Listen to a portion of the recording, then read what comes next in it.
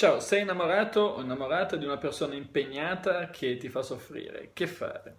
Allora, intanto bisogna dire questo, che se tu sei coinvolto o coinvolta con una persona impegnata e si suppone non impegnata così in modo soddisfacente, in modo felice, altrimenti non si relazionerebbe con te. Perché tu ti puoi anche proporre a una persona impegnata, ma se questa è felicemente impegnata dice ciao, arrivederci. Se invece si relaziona con te ma ti fa soffrire perché? Perché dall'altra parte è relazionato male e allora sfrutta, diciamo così, il fatto che tu sei coinvolto per ottenere delle cose, delle compensazioni che dall'altra parte non ottiene. Quindi sono persone ipocrite, diciamo così, opportuniste e che cercano di sfruttare le situazioni e ovviamente non prende la decisione di lasciare dall'altra parte e quindi l'unico colpevole, se così si può dire, in questa triade è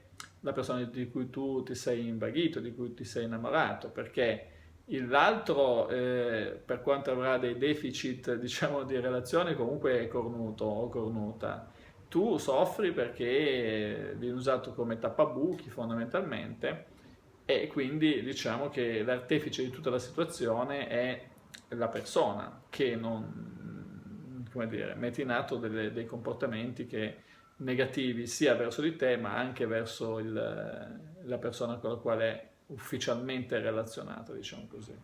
Ecco quindi che devi, se vuoi uscire fuori da questa situazione, devi mettere in atto delle strategie. La prima strategia è quella di decoinvolgerti. Se tu ad esempio soffri perché questa persona sta con un altro o con un'altra quando sai che è con l'altro, quindi magari tu pensi che fa l'amore con l'altro, allora ti prendi una bella fotografia di questa persona e la guardi pensando al fatto che in questo momento sta facendo sesso con l'altra persona, col compagno, con la compagna.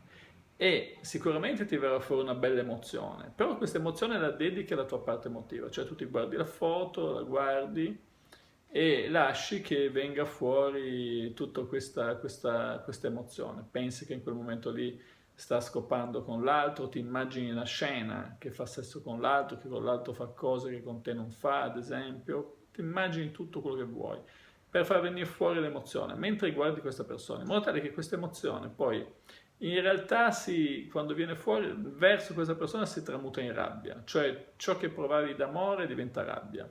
E la rabbia è in questo caso utile perché è un antidoto all'amore. Con la rabbia puoi abbassare l'amore, puoi abbassare il livello di innamoramento, puoi abbassare il livello di coinvolgimento.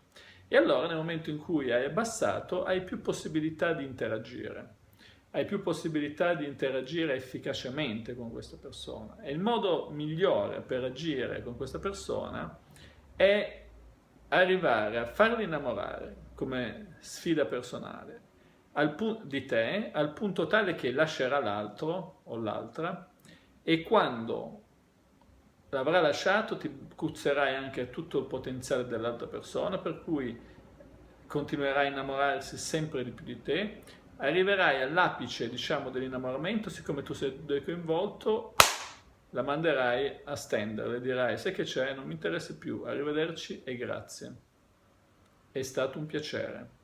Ora però come fare a portarla a far sì che si innamori?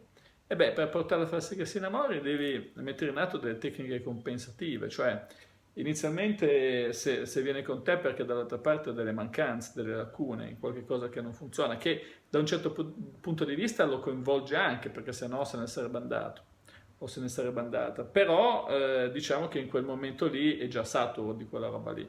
Quindi gli dai l'opposto, gli dai tutto quello che da là gli manca. Se gli manca stima, considerazione, affidabilità, attenzione, gli dai quello. E vedrai che piano piano si avvicinerà sempre di più a te, senza pretendere nulla in cambio, senza contrapporti all'altra persona, senza dire se non lo lasci qua, se non lo molli, che succede. Cioè proprio facendo come se l'altra persona non ci fosse fondamentalmente e sai che ti dà le briciole, ma tu ti prendi queste briciole e ringrazi pure, perché tanto stai mettendo in atto la strategia per decoinvolgerti. Cavalchi la tigre, non ti vieti di cercarlo, non ti vieti di cercarla. E quando sarai arrivato ad avere un buon potenziale, allora gradualmente ti congeli un po', perché questo graduale congelamento è facile che faccia, come dire, scollinare, che l'altra persona possa prendere la decisione di lasciare e nel momento in cui prende la decisione di lasciare, allora lì tu ti becchi subito tutto il potenziale, come dicevo, dell'altra persona. E questo ti decoinvolgerà ancora di più, per arrivare al punto tale da farla innamorare follemente per lasciarla in quel momento lì, proprio nel massimo dell'innamoramento. Questo te lo devi dare come obiettivo, perché è anche una fonte di motivazione a interagire, insomma, a fare le cose e a imparare. Bene, per questo video è tutto. Se ti iscrivi al canale avrai la possibilità di fare una domanda e di ricevere un video di risposta. Se il video ti è piaciuto metti un like e condividilo con i tuoi amici. Ciao!